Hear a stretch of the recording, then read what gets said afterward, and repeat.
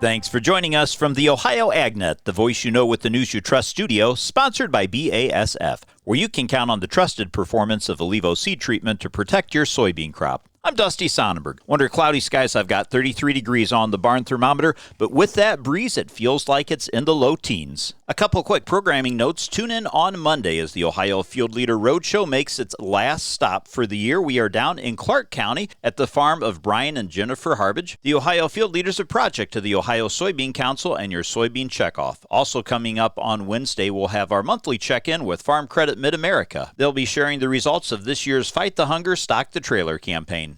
Now, this time of year, there's always surveys out there talking about the cost of the average Thanksgiving dinner, but I found an interesting one put out by the National Farmers Union that takes a look at some of the key ingredients in that Thanksgiving dinner and then correlates it back to the farmer's share that they get for that. So, for example, the turkey they said in the average price they used was $2.49 a pound. The farmer gets about 6 cents per pound out of that turkey that you're buying. For pumpkin pies and the pumpkins, if you're paying about $1.79 for a can of pumpkin puree, the farmer gets about 18 cents.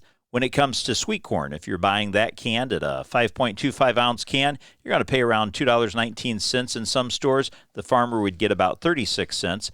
Your potatoes, if it's an 8-pound bag of russet potatoes and you cook them and mash them, again, your cost about $6.99. The farmer gets about 94 cents. If we look at the boneless ham, if you're having ham instead of turkey, a 2-pound boneless ham, you're going to pay about $12.98. The farmer's share of that, about $1.58. Let's get a quick check of your Friday weather forecast into the weekend. Today's forecast brought to us by Seed Consultants. Simply better performance online at seedconsultants.com. Your Friday finishes out relatively boring. I'm Chief Meteorologist Ryan Martin. Quick forecast update for you here. Not much going on for the rest of this afternoon or even tonight, but tomorrow we start with a little sunshine trying to peek through before clouds build. Massive weather system is moving out of the Central Plains and into the Great Lakes and Corn Belt. I think this weather system is going to be largely sparing Ohio. At this point, I'm going to say a coating to maybe 4 inches of snow.